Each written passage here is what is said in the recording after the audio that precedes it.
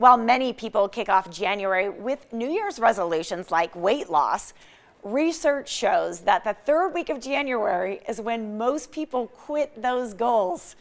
That is this week.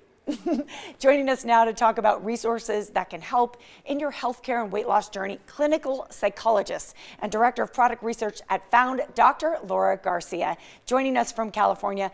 Dr. Garcia, I love this conversation. I shared with you, I make New Year's resolutions, and I do find they tend to drop off in January. Can we get a little psychology around why people can't sustain their goals?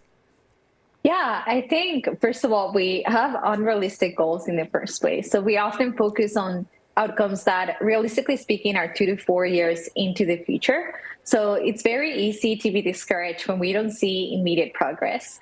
Rather, what is most effective is if we break down our goals into small steps that we can accomplish on a weekly or monthly basis so that we have more opportunities to celebrate progress and feel that sense of accomplishment.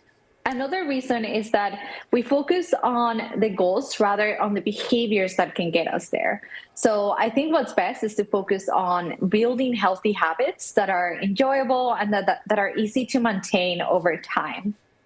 Lastly, a lot of people try to do this alone, and it's very overwhelming and very isolating. So it's important to have a community that can help us be accountable and also keep us going when we struggle. That is some great advice. I love how you suggested, focus on your behaviors and your habits rather than just the end result. I mean, I think the end result is the dream. So it's easy to have a dream. It's a little bit harder to practice and put into practice everyday habits that can get us to that dream. I think there is a certain point too where you make a goal and you realize, I gave up sugar. I'm totally eating sugar. All right, well, and you kind of give up. If people fall off the horse like that, maybe they have in this third week of January, how do you recommend they get back on to their journey? Yeah, I think the first thing is try not to beat yourself up. This is very hard, but it's important to be kind to ourselves and understand that this is a universal experience. Everyone's going through this same process. And rather, we can look at this as an opportunity to learn about what works for us and what doesn't.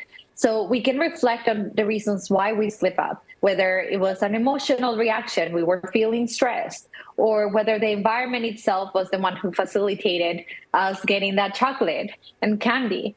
I think it's important to reflect on those things so that we can come up with strategies that can maximize our success in the future. So it's not a failure if we don't look at it as a failure. We can look at it as an opportunity to learn and celebrate the fact that we're gaining awareness about what works for us. And if that doesn't work and we're still demotivated, I think it's best to have some sort of community or someone else who can help us keep accountable to our goals and the motivations, our why, the reasons why we want to lose weight in the first place. That is some really solid advice. I appreciated your thoughts there. Can we focus specifically on weight loss because it does tie into many people's goal for 2023?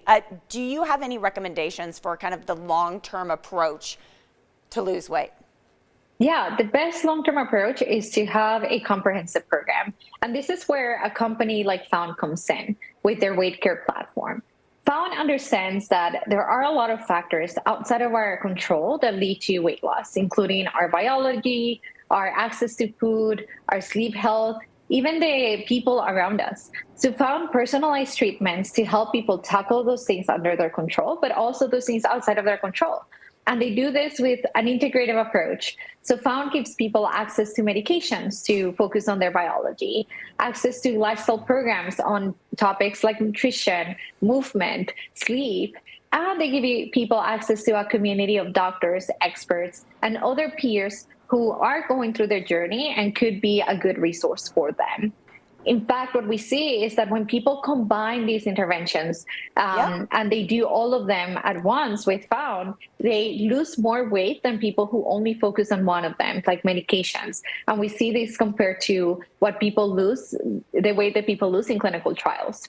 So really, Found is a resource that reduces the burden to tackle weight care and gives people the resources to focus on what they can control while still targeting what they cannot control, which is the recipe for long-term weight loss. Excellent, Laura. Thank you so much for all this great advice. If you would like to know more about Found, you can visit the website, joinfound.com. It's right there on your screen.